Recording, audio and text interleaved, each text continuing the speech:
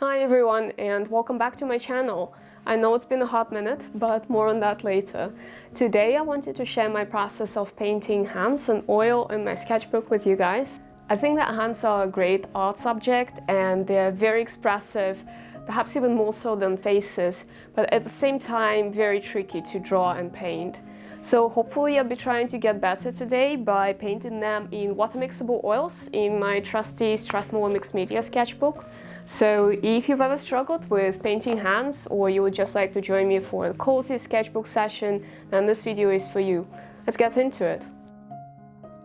Before diving into the painting process, I wanted to lay down a solid foundation. I started by watching a few classes on hand drawing by Steve Huston on New Masters Academy, and this video is not sponsored by them, but I genuinely believe that they offer some of the best online resources for traditional art techniques out there. And Steve Huston in particular is a national treasure when it comes to teaching.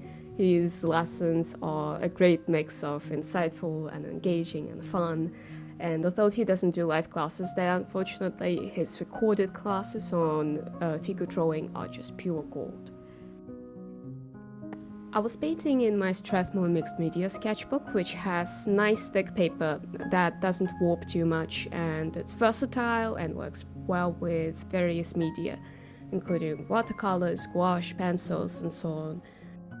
Even if you don't have top quality paper, you can still make it work by sealing it properly to prevent the oils from seeping through. The main thing is to ensure that the paper is thick enough to avoid warping and structural damage. In this case, I sealed the paper with a sizing paste and then put down a layer of gesso with some acrylic paint mixed into it to create a sort of a greenish tone and get rid of the white of the paper.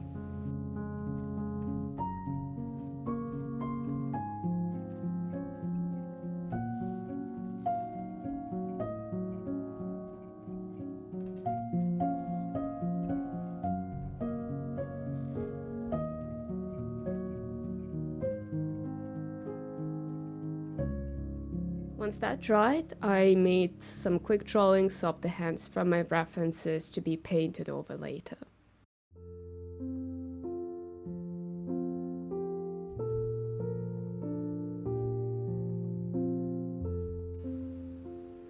Let's be honest here, hands are special. There's probably no single feature of human anatomy that I know of that artists almost unanimously struggle with as much as we do with hands. I'm no exception, of course, even though I love hands. I find them super expressive and I think that they can express almost as much emotion as our faces do. I recently started a private mentorship with a professional artist, and he recommended that I practice drawing and painting hands because I'm currently working on a couple of paintings where the hands are kind of in the center of attention, and I guess it was too obvious that they're not my strongest suit. So I thought I'd do another oil painting spread in my sketchbook to get some practice. I got out some of the references that I've been saving, mostly from Pinterest, and the last hand on the spread is actually my own. And it was so funny to realize that my hands are quite knobby, with sharp angles and a clear structure compared to the other hands on the spread. And it actually appeals to my style, so it was a cool realization. I'm using the same reference for one of the paintings that I'm working on, so I chose it as the last little painting of this spread to apply everything I'd learned from the previous sketches.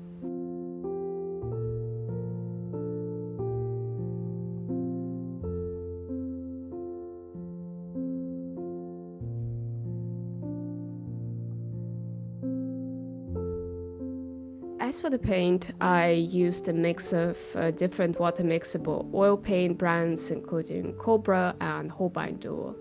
Water mixable oils continue to be my primary medium of choice, and I've expanded my palette quite a bit since my last video on these oils, so I might make a second part soon.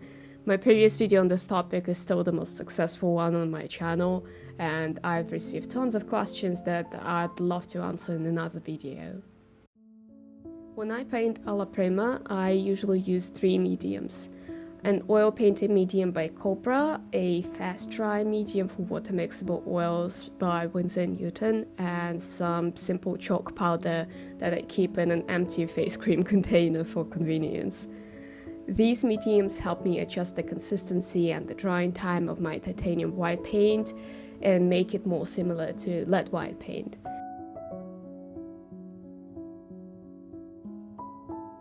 As you can see, the mixture makes the paint more stringy and less opaque, and it speeds up the drying time.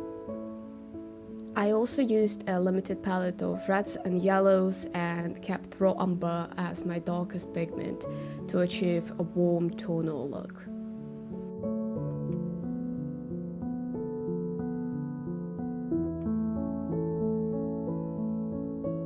Painting hands provides many opportunities to play around with the subtleties.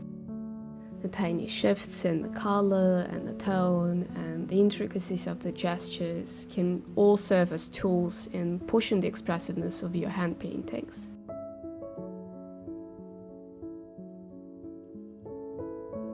I like to first establish a larger gesture and the proportions of the hand, and then emphasize some of the angles and the bumps to add more character to it. You don't need strong lines to define the individual parts of the hand, such as the knuckles and the nails, and I think that using subtle variations in value and color will go a long way towards pushing the realism of your painting. I really enjoyed playing around with the different color notes here, although I think I ended up mostly leaning towards a combination of red and gray tones.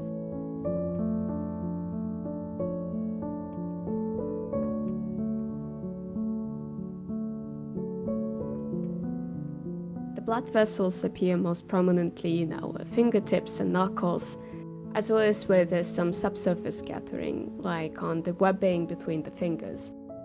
So I used a mixture of quinacridone rose and terra rosa, which are a cold and a warm red pigments for those areas. And I stayed neutral with a mixture of raw umber and white, with a bit of red and yellow mixed into them for the grayish areas of the hands. And don't forget about color relativity when painting skin tones. Even though there's no blue in these studies, a warm gray mixture will look bluish next to the vibrant red tones in the other parts of the painting.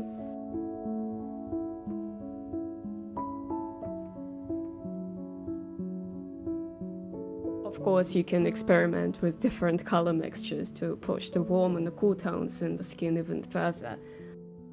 I went for a more tonal look in these studies, but you can achieve very cool results and bring more dynamism to your work by using bright orange, yellow, blue and purple hues.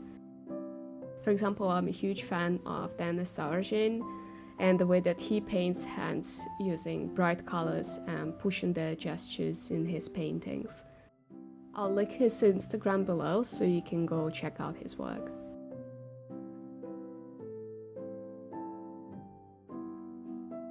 I think that there's great value in focusing on a single subject like this and drawing and painting it repeatedly. It not only helps you get better at painting in general, but it also plays a crucial role in building your visual library. Without a visual library, it's tough to execute your own ideas without sticking to a reference.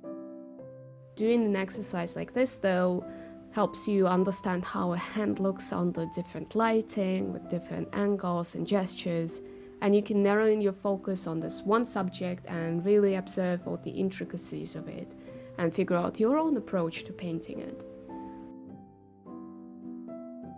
Over time, as you build your visual library, you will gain more confidence to create art from imagination and follow your artistic vision without compromising on how true to life your art is.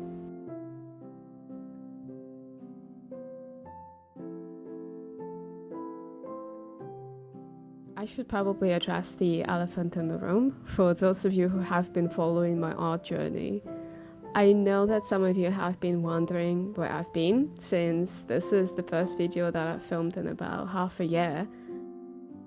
I did post a video on mood and atmosphere a couple of months ago, but that footage had been sitting around since last December, I think. Remember what I said in my first video about avoiding burnout at all costs? Well, that didn't go so well for me. I've been dealing with extreme burnout for the past year, as the exhaustion of juggling so many things had finally caught up with me. It all culminated in me quitting my job of over 3 years a couple of months back, and this week is actually my first week as a full-time artist. I know that this is a risky move and it's not right for everyone, but I thought this through and I believe it's the right decision for me, despite the fact that I'm not yet making an income from my art. I've put together a plan for launching my art business, and with my experience in digital marketing, I'm optimistic about making it work. I might dive deeper into this in a separate video, but for now, wish me luck, and I hope that my experience serves well as a reminder to take care of yourself. I have so many ideas and plans for this channel, and I'm already working on several videos that I can't wait to share with you. Let me know down in the comments if there's any topic that you would like me to cover, and I'll do my best to add it to the backlog.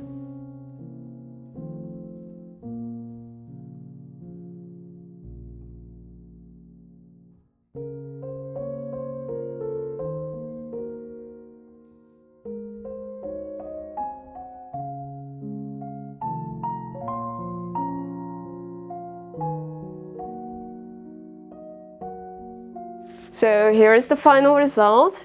I think it looks great and it's fully dry now.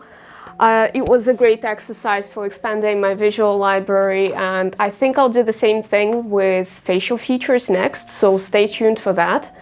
Thank you for watching this video and for joining me for the sketchbook session, and hopefully it inspires you to go and paint some hands too. If you like this video, please give it a thumbs up and consider subscribing to this channel for more art shenanigans, and I'll see you in the next one. Bye!